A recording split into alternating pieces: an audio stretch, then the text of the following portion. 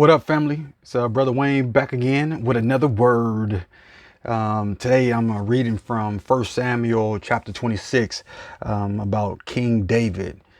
For those that don't know the background of the story, this little shepherd boy was declared to be king one day. And so my man kind of was being groomed to be king by Saul. As he was being groomed, he began to outshine Saul. And Saul got kind of jealous of David. Well, not kind of jealous. He got jealous of David, even trying to kill my man's at one point. And so David took off and started to run.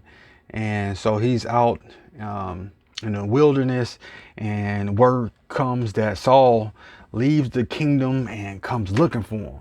And so here it is in First Samuel chapter 26, where this encounter happens. And so let me just share a couple scriptures, share some of the things that I feel that stood out to me, and hopefully they are helpful to you. And so I'm gonna start off here at verse 5. It says, "Then David set out and went to the place where Saul had camped." So Saul showed up to the wilderness, him and his guys posted up, so they camping out there.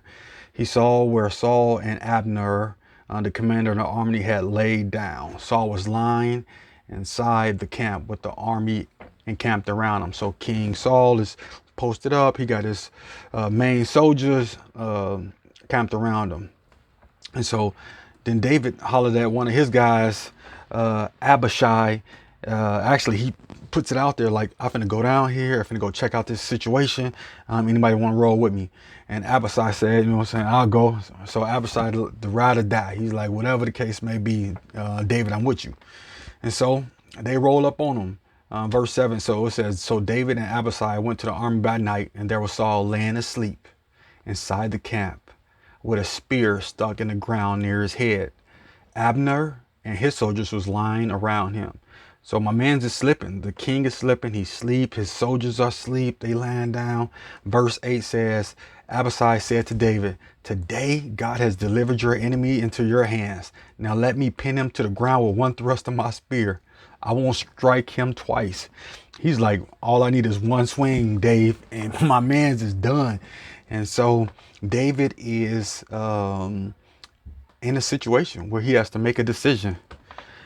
Do I thrust or expedite or move forward with the kingdom becoming mine by this one act that I can take the kingdom? I can take the king, and once upon death, the kingdom would be David's. And so David responded in verse 9 and said, "Abishai, don't destroy him. Who can lay a hands on the Lord's anointed and be guiltless? As surely as the Lord lives, the Lord himself will strike him, or his time will come and he will die, and he will go into battle and perish." So this, I guess, what stood out to me, the word honor, like where David had decided to honor the king's position, even though the king himself was not honoring of respect, but the title that God gave him, David said, "I'm gonna respect that. I'm gonna esteem that." So the fact that he's been selected by God as king, I'm not going to destroy him. And I think that's a word for some of us who are in situations where there's people in power that oversee us, even starting as kids, right? You've been given parents, and there's times that sometimes your parents, you know what I'm saying, ain't always operating in the best interest of the child, or at least that may seem that way. And there's an opportunity to be disrespectful. But the Bible clearly tells us the children should obey your parents. Children should honor their parents. And so we have to put our feelings aside and honor God by honoring our parents. And I believe that's a word probably for somebody right now who've been the relationship has been broken between you and your parents for too long, because they've done you wrong, and they are wrong. And I sympathize and empathize with you regarding that. But the word here is telling us to lay aside the trauma that you've had, and find a way to honor them. I'm not saying to allow them to continue to abuse you, but there may be an opportunity for you to overlook an opportunity to clap back, right? This dude is chasing David. He wants the smoke, and David has the opportunity to lay it up on him. But he says, no, I'm not going to do that because of God. And so, in our honoring God, sometimes it requires for us to give people a pass and allow God to deal with them. The Bible says the vengeance is the Lord's. And so we have to make room for God to deal with some of the individuals in our lives that's done us dirty. And so, may that be an encouraging word. I probably get back to you another day to continue the story and see how it worked out for David. But before I go, let's read a little bit more about this situation. It says, all right, verse 10, the Lord himself will strike him, or his time will come and he will die, and he will go into battle and perish. But the Lord forbid that I should lay a hand on the Lord's anointed, the Lord's chosen one. Now get the spear and water jug that are near his head and let's go. Right? I guess probably some people may question the Lord's anointed, like the Lord's chosen. Like, it's just the reality, fam. Like, some people God choose doesn't make any sense, right? Like, I guess that would even be said so about myself, like of all the people God would choose to talk about the Bible and talk about righteousness and talk about right living. Looking back 20 years ago, I would not be the person for that. Maybe even now, depending on who you ask. But the Bible says God chooses the foolish things of the world to confound, to confuse the wise. And so, for whatever reason, God chose Saul, and David respected it. And so he tells his guy, he says, now grab Saul's spear and water jug that near his head and let's go. So they creep up on Saul. They take his spear that's by his head. They take his water jug and they dip off. Verse 12 says, so David took the spear and water jug near Saul's head and they left. No one saw or knew about it, nor did anyone wake up. They were all sleeping because the Lord had put them in a deep sleep, which confounded me when I read those words. It was like, why would the Lord put them in deep sleep? I'm not sure, but I can guess one possible reason. If they would have woke up, then it would have had to go down. I don't think Saul would have let David get away.